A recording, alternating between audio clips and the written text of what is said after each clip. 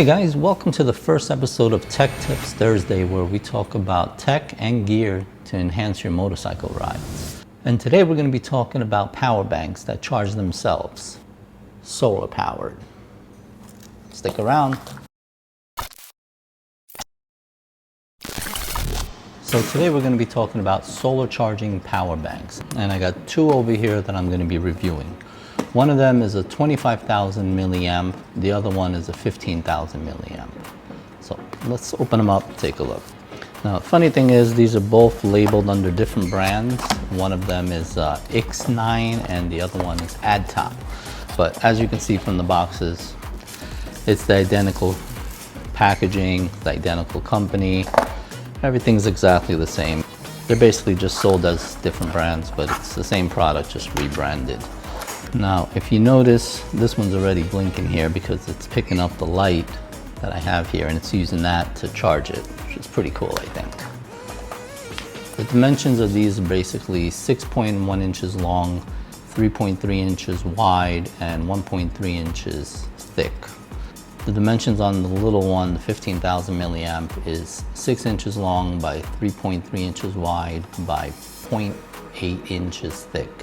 Now, as far as the weight goes on this, the total weight on the big one with the 5 solar panels is going to be 1.18 pounds, which is not that heavy if you think about it.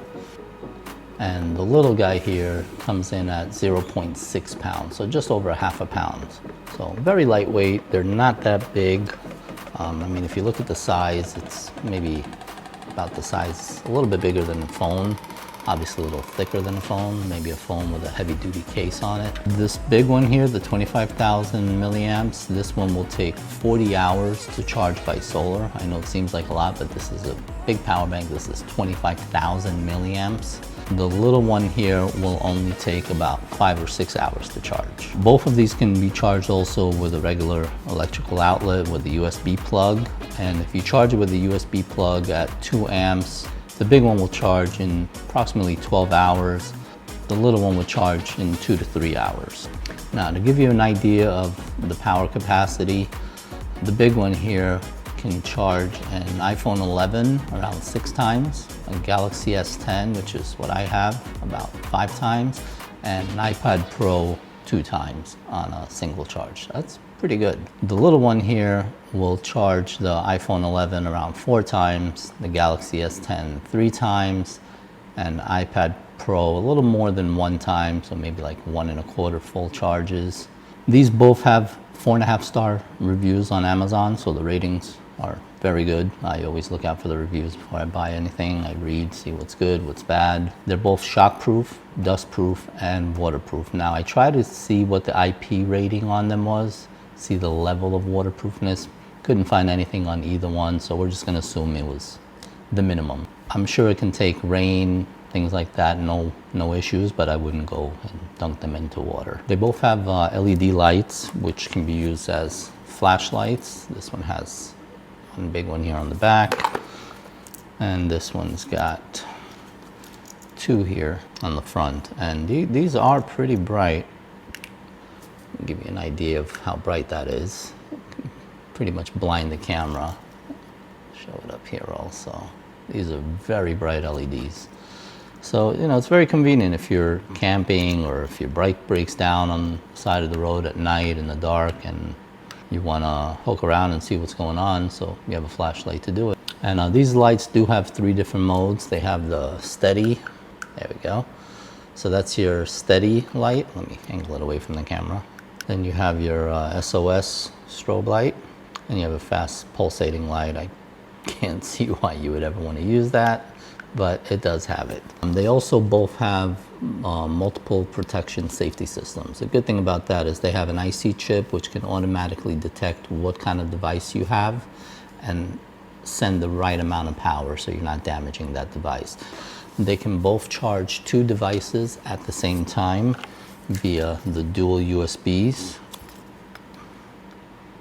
So that's a great feature. And another nice feature I like about this is you can actually charge your device while it's charging in the sun. So if the battery was completely dead, you can put it out in the sun, plug your phone into it, and it'll charge with the power of the sun.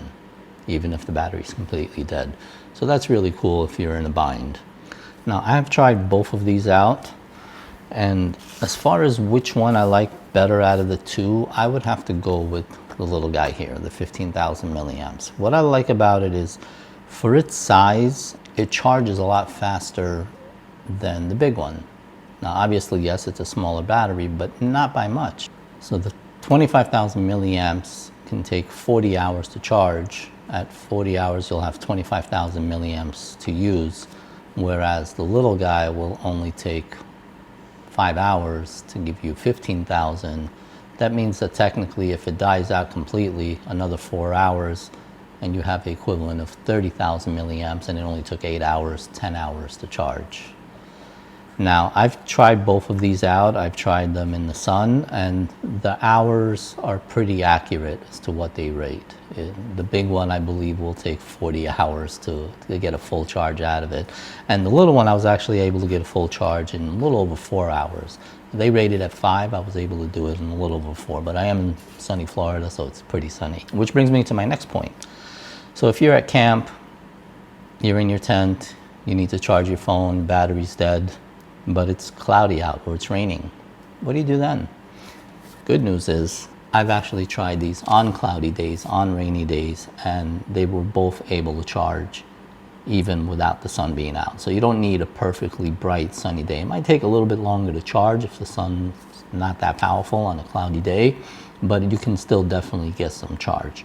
So out of the two, I would personally go with the little guy, the 15,000 milliamp. I just prefer the small footprint, the size, even though side by side they're not much different. If you can see them here, and I'll show it to you from the top view, there isn't that much of a difference in size. This one obviously is going to be a little bit thicker, the 25,000 milliamps, but again, not by much. And I'm keeping both. I'm actually not going to return the big one. It's always good to have as a backup if the power goes out, and we've had that in past hurricanes where the power here went out for weeks at a time. So this is a great way to keep your devices charged, keep your phone charged. So it's good to have. They're not expensive at all.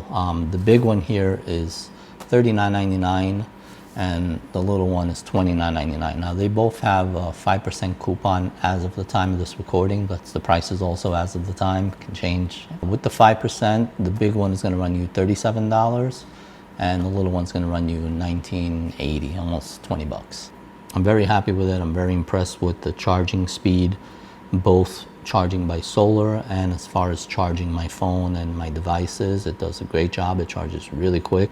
I think it's something that can be very useful and should be in everybody's kit when they're out on the road. Well, that's going to wrap up this first episode. I'm going to leave links for everything down below in the description. And I'm curious to know, is this something you're going to add to your gear? Leave a comment below. Let me know. I'm Mike, and we'll see you on the road.